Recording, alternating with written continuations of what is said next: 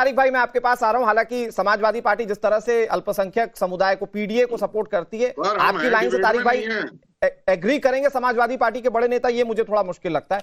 अजय जी बस थोड़ा सा मुझे वक्त दे दीजिए बहुत जल्दी से। अनिला जी आप सारी बातों का जवाब दे दिए। वो कह रहे हैं कि सिर्फ आप ध्वनि प्रदूषण पर बात क्यों करते, दूसरे प्रदूषणों पर बात क्यों नहीं? जल्दी से अनिला जी। नहीं, बिल्कुल करना चाहिए ना। दिवाली के बारे में ये बोल रहे हैं, बकरा ईद पे जो सैकड़ों जानवरों को काट के नालियों की पूरा खून की नदियां बहा देते हैं, उसके बारे में कुछ नहीं बोलने वाले हैं। हाँ, मुंह पे उंगली लगा के बैठ जाएंगे। समाजवादी पार्टी की सरकार के समय हिंदुओं के जो मंदिर थे उनके ऊपर से किस प्रकार से लाउड स्पीकर उतारा जाता था। अगर कोई हिंदू आवाज भी उठा देता था तो उसे जेल में ठूस देते थे। गांव में मंदिरों में कोई भजन कीर्तन नहीं कर सकता था, कोई आवाज उठाता था तो जेल में डाल दिया जाता था। ये था समाजवादी पार्टी का समय। और यहाँ पर आप हमारे दिवाली की बात कर रहे हैं, बकरा ईद की भी तो बात करें। मैं त्योहारों के ऊपर उंगली नहीं उठाना चाहती। समाजवादी पार्टी अपनी आदत से मजबूर है और दिवाली के ऊपर। तारिक भाई मैंने आपको अच्छा खासा वक्त दिया। अनिला जी ठीक है, आपने भी जवाब दे दिया। ओके, लेकिन थोड़ा सा आगे बढ़ाते हैं। अजय गौतम जी और करण जी भी इंतजार कर रहे हैं। अजय जी, लेकिन इस पूरी कार्रवाई को अगर हम सिर्फ एक चश्मे से देखें कि धार्मिक रूप से सरकार ये कर रही है, तो फिर उसमें यह भी तो पहलू जुड़ेगा कि मंदिर से भी तो उतरे। तो सिर्फ एक धर्म से जोड़कर क्यों देखा जा रहा है इस पूरी कार्रवाई को? भाई मंदिरों से भी तो लाउड स्पीकर उतरे हैं, आवाज कम करवाई गई। देखिए, जहां तक मेरी जानकारी है, मंदिरों से भी लाउड स्पीकर उतर रहे हैं। कौन कह रहा नहीं उतर रहे? यहाँ तक कि गोरख पीठ है, वहां भी जो लाउड स्पीकर लगे हुए थे उनका भी डेसिमल सेट करके उनको भी छोटा कर दिया गया। सर्वोच्च न्यायालय का जो रूल है वो कहता है कि 20 डेसिमल से ऊपर आपका लाउड स्पीकर की आवाज नहीं होनी चाहिए और जो आपका प्रीमाइसिस है उससे आवाज बाहर नहीं जानी चाहिए। ये सुप्रीम कोर्ट की रूलिंग है। मदरसे में नहीं पढ़ाई जाती, चलो ये एक अलग बात है, लेकिन कोर्ट के कानून के अंदर ये इंडियन लॉ में मौजूद है। चल दूसरी बात मैं अब आता हूँ इसके अंदर।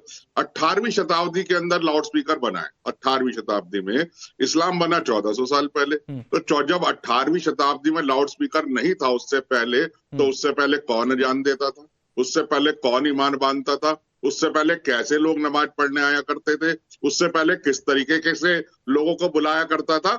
इसे कहते हैं धार्मिक आतंकवाद।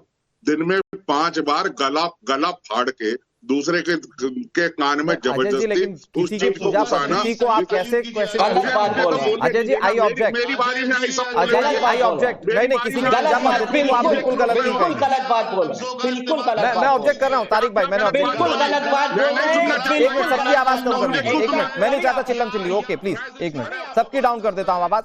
अजय जी मेरे आप सम्मानित गेस्ट हैं। अजय जी आप देश का जाना माना चेहरा है, आपको लोग सुनते हैं, आपके हो सकता है कि प्रशंसक भी हों।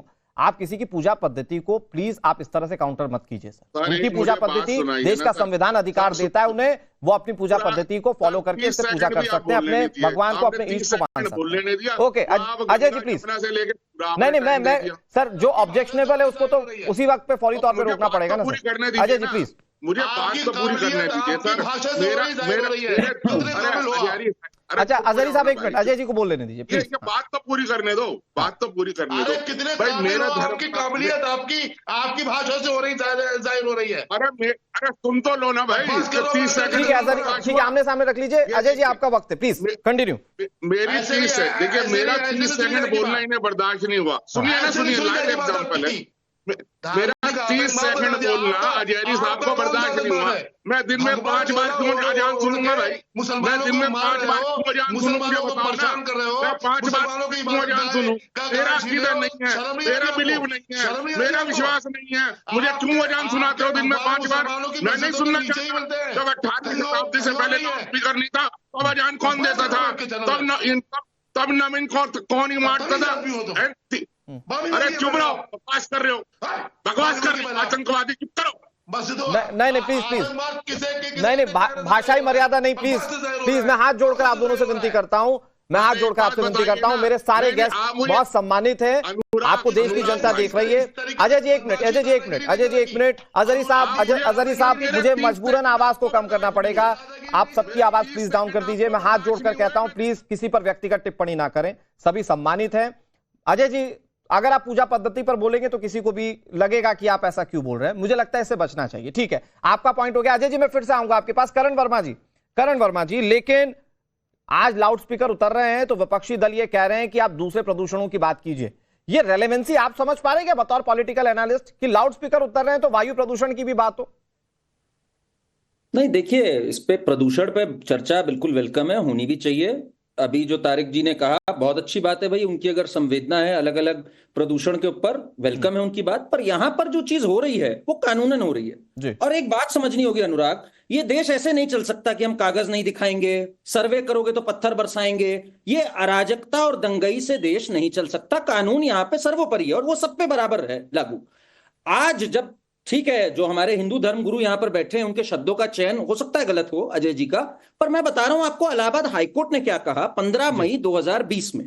15 मई 2020 में जब याचिका डालने गए हमारे मुस्लिम भाई, उन्होंने कहा कि भाई आजान की परमिशन होनी चाहिए और एक रिलीजियस राइट है आर्टिकल 25 के अंडर। तो इलाहाबाद हाईकोर्ट ने साफ कहा, और अजरी जी को मैं बताना चाहूंगा, उन्होंने कहा कि आपको कोई हक नहीं है कि आप 5 बार लाउड स्पीकर के जरिए किसी को यह बताएं कि आपकी क्या आस्था है। आप मुंह से बोल सकते हैं, अपने तक सीमित रख सकते हैं, पर इसकी आपको इजाजत नहीं है। तो यह इलाहाबाद हाईकोर्ट ने कही हुई है बात 15 मई 2020 को। सिर्फ इलाहाबाद हाईकोर्ट ने नहीं, उत्तराखंड हाईकोर्ट ने जुलाई 2020 में, कर्नाटका हाईकोर्ट ने जनवरी 2021 में, बॉम्बे हाईकोर्ट ने अगस्त 2016 में। तो भाई इस कानून का पालन होगा कि नहीं होगा? हमारे ताहिर जी ने, प्लीज अनुराग जी, अजहरी जी बोल लेने दीजिए ना, और करण वर्मा तो फैक्ट दुनिया के सामने रखा है। मुझे एक मिनट जरा तारिक जी, अजहरी जी 30 सेकंड और बोल लेने दीजिए करण जी को। करण जी इट्स योर टाइम नाउ। कैसे चलेगा भाई? नहीं, करण जी मैं रोक रहा हूं उनको, आप प्लीज अपनी बात पूरी कीजिए। करण जी, तारिक जी ने एक बात कही कि भाई अच्छे सवाल पूछते हैं तारिक जी हमेशा, पर वही जवाब नहीं ढूंढते। उन्होंने कहा कि जब डीजे बजता है, जब बाकी शोभा यात्रा में निकलता है, तो क्या उल्लंघन नहीं होता सुप्रीम कोर्ट का? मैं उनको बता दूं, जो सुप्रीम कोर्ट का 2005 में फैसला आया उसमें 15 दिन रिलीजियस फेस्टिविटीज, और अगर कोई स्पेशल परमिशन आप लेते हैं तो उसमें अलाउड है आपको डीजे बजाना। जहां तक कि शोभा यात्रा में भी 17 मुकदमे केवल यूपी में हुए जहां बिना परमिशन डीजे लेके शोभा यात्रा निकली, वो भी कानूनी तौर पे उल्लंघन है। उस पे भी एक्शन हुआ इसी सरकार में 17 केसों पे। तो इसलिए अगर आप किसी पर्टिकुलर दिन निकल रहे हैं, इजाजत लीजिए, आपको भी अलाउड होगा। पर अगर आपकी रोज की प्रक्रिया है कि दिन में 5 बार हमने लाउड स्पीकर यूज करना है, वो इजाजत आपको आर्टिकल 25 के तहत नहीं है। ठीक है सर। और इन्होंने एक बात कही नमामि गंगे की, मैं इनको बता दूं एक बात, यूएन द्वारा top 10 programmes of the world में नमामि गंगे रेट हुआ है 7th नंबर पे फॉर एक्स्ट्रॉर्डिनरी प्रोग्रेस। मैं एग्जैक्ट वर्ड्स बता रहा हूं, शब्दशः extraordinary progress in cleaning Ganga.